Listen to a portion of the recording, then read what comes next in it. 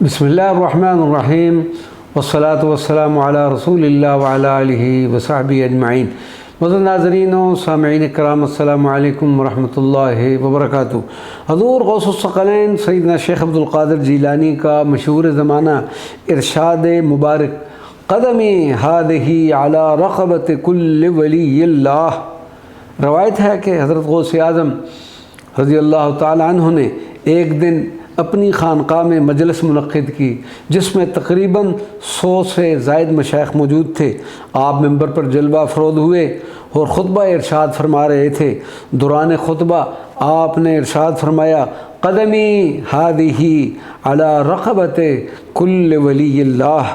حضرت شیخ علی حیتی اٹھ کر ممبر کے قریب آئے اور حضور غوث پاک کا پائے مبارک اٹھا کر اپنی گردن پر رکھ کر آپ کے دامن کے نیچے سے ہو کر نکل گئے۔ حاضرین میں تمام اولیاء نے اپنی گردنیں جھکا لی۔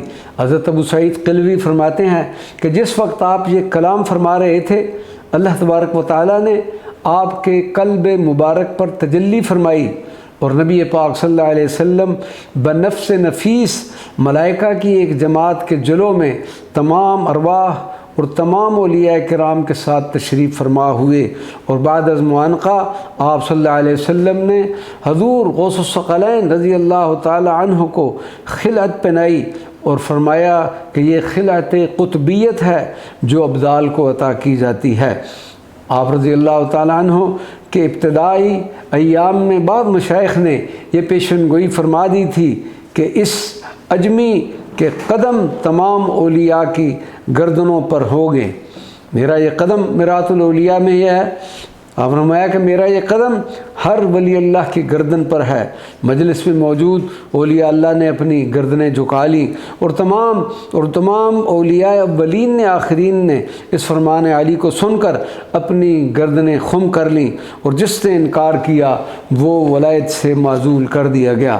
حضرت شیخ لوار فرماتے ہیں کہ حضرت شیخ عبد القادر جیلانی نے فرمایا کہ میرا قدم ہر ولی کی گردن پر ہے، تو اس وقت 313 اللہ کے اولیاء نے تمام ممالک میں اپنے سروں کو جھکا لیا۔ حرمین شریف میں 17 اولیاء، عراق میں 60، عجم میں 40، شام میں 30، مصر میں 20، مغرب میں 27، یمن میں 23، حبشہ میں 11، سد یاجوج و ماجوج میں 7، سرندیب میں 7، کوکاف میں 47، اور جزائر بحر محیط میں 24 اولیاء۔ رجال الغائب کا آپ کو مبارکباد دینا۔ حضرت شیخ لؤلؤ الارمنی کا بیان ہے کہ جب حضرت غوث پاک نے یہ ارشاد فرمایا تو رجال الغائب کی 40 صفیں ہوا میں اڑتی ہوئی نظر آئیں۔ ہر ایک صف میں 70 مردان خدا تھے۔ یہ جماعت بحکم حضرت خضر آپ کی خدمت میں حاضر ہوئی اور آپ کو مبارکباد پیش کی۔ حضرت خواجہ سید محمد گیسو دراد فرماتے ہیں کہ میں نے حضرت خواجہ نصیر الدین محمود چراغ دہلوی سے سنا ہے کہ جب حضور غوث پاک نے یہ ارشاد فرمایا اس وقت قطب العارفین حضرت خواجہ معین الدین چشتی جوان تھے اور ملک خراسان کے پہاڑوں میں عبادت و ریاضت میں مشغول تھے۔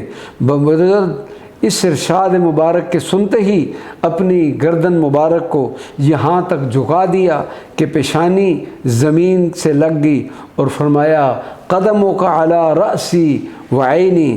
حضرت غوث اعظم نے یہ حال معلوم کر کے فرمایا کہ خواجہ غیاث الدین کے بیٹے نے گردن جھکانے میں تمام اولیاء عصر سے سبقت حاصل کی ہے، لہذا قریب ہے کہ وہ صاحب ولایت ہندوستان ہوگا، اور پھر اسی طرح ہوا۔ وما علینا الا البلاغ المبین۔